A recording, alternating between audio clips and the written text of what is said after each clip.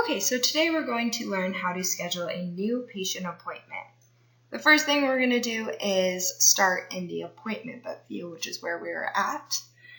To access this appointment book view, you can go to the batch processor, and from the batch processor, if you choose this little red book right here and click on that, it'll bring you to the appointment book view. So let's say the patient wants to have their appointment begin at 9 a.m. We're going to click the desired operatory, which is going to be the hygiene chair, at 9 a.m. And by double clicking, it'll bring up the select patient dialog box. This allows you to be able to search for the patient just to make sure that they aren't a patient of record. Sometimes if the patient saw us one time 5 years ago, they'll forget that they had come to our office specifically. So I always make sure they're not a patient of record first. So let's say we've already looked and they weren't in the record, so I'm going to go straight to new patient. And this is where I'm going to enter in the patient's information. I'm going to enter their last name, first name, and then the best phone number to reach them at.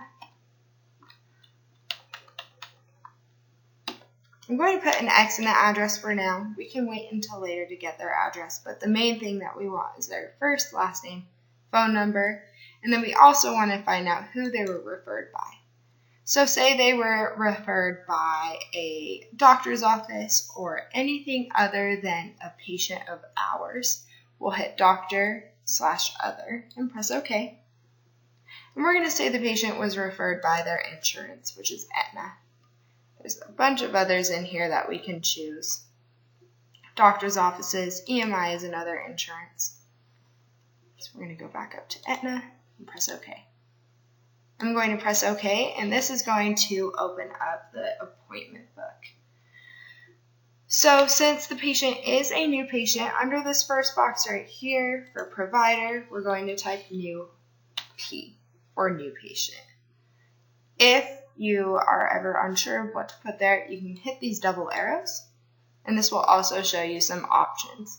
Because we are on the CDP clinic, you can see up here where my mouse is, CDP SSL, it's going to show providers that are contracted under that ID on Dentrix with us. So I'm going to hit new patient, and then the next step we're going to take is filling out what the patient is going to be seen for. So under miscellaneous, we are going to go all the way down to multi-codes. Because this is a new patient, they are always going to be seen for a 6-month checkup and cleaning, unless they have had one in the last 6 months at another's office. If a patient has been seen for a cleaning in the last 6 months at another office, we'll schedule them for an exam. But this patient is due for their cleaning and checkup. So we are going to go to multi-codes and scroll down to find the appropriate multi-code. Now you will have asked the patient what insurance they do have. Because this patient has Aetna, that means they are going to be a private cleaning. So I'm going to choose P for private, NP stands for new patient, and they are an adult. Now, if they had Medicaid, I would choose one of the Medicaid multi-codes. So as you can see here, we have a Medicaid, new patient, adult. The CC will stand for continuing care, so that will be for any patient that is of record. So I am going to go back down to new patient, adult. Okay, so now that we have selected the multi-code, it'll already auto-populate the reason in the appointment and also the description right here. $15 means it is $15 for fluoride varnish.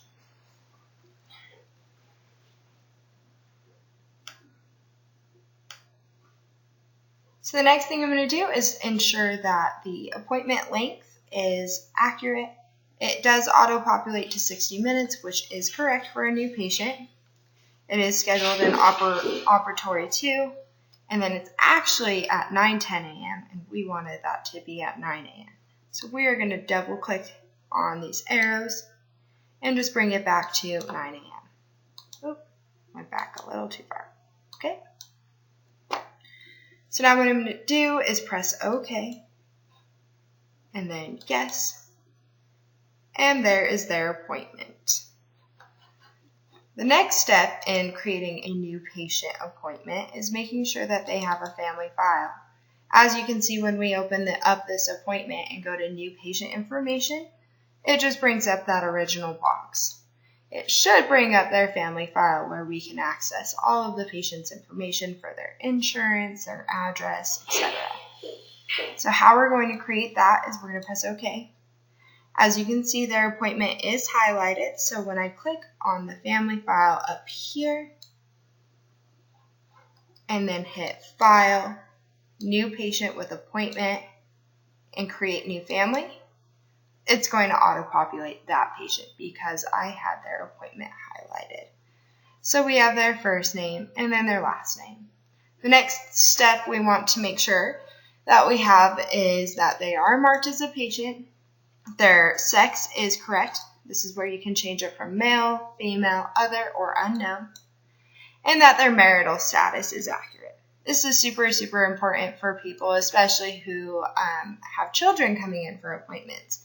We do not want a child to be marked as single or married or widowed. So I will leave it as single since he is the only person on his file. Now we are going to enter in Joe's date of birth,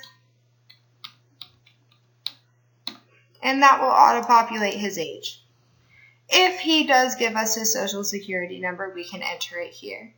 It's sometimes nice to have when insurance companies aren't able to give us their eligibility with their member ID. So I always do ask for that just in case, but if they're not comfortable giving it to us, that's okay. And then the next step I'm going to do is go over here to provider. Now this says new patient. Because this is in the family file, I'm going to change this to match the doctor that we have scheduled them with. So as you can see over here on this block, it says Cannon. So Dr. Cannon is the doctor who will be seeing that patient today. So I'm going to hit these double arrows and then type CAN and search, and that's going to bring up Cannon. Now I'm choosing this one because this one is accurate for CDP SSL and has a number 7. The number 7 correlates with the South Salt Lake office. Now, if this patient was being seen downtown by Dr. Cannon, which they wouldn't because he doesn't work there, but let's say hypothetically they were, you would choose the SLD CAN number 2 because the 2 correlates with the Salt Lake office. So we're going to choose the 7 SSL and press OK.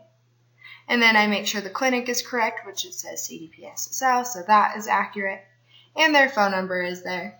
And then at the time of the appointment, we will make sure and get their address and email. So now I'm going to press OK. And then we're going to change one last thing in the family file.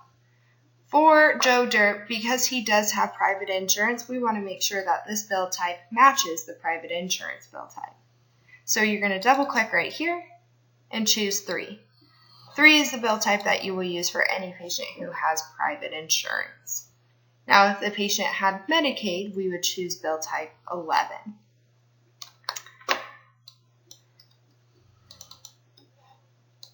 And the last thing that we want to make sure to add to the appointment would be the insurance notes. When the patient is on the phone, we want to ask them what insurance they have. And then we also want to ask them what that ID number is for their insurance. So then you put it right here. And then you also want to ask Joe if he is a subscriber on his insurance. What that means is that the insurance is through him or his employer. He is not listed as a dependent. He is the actual subscriber.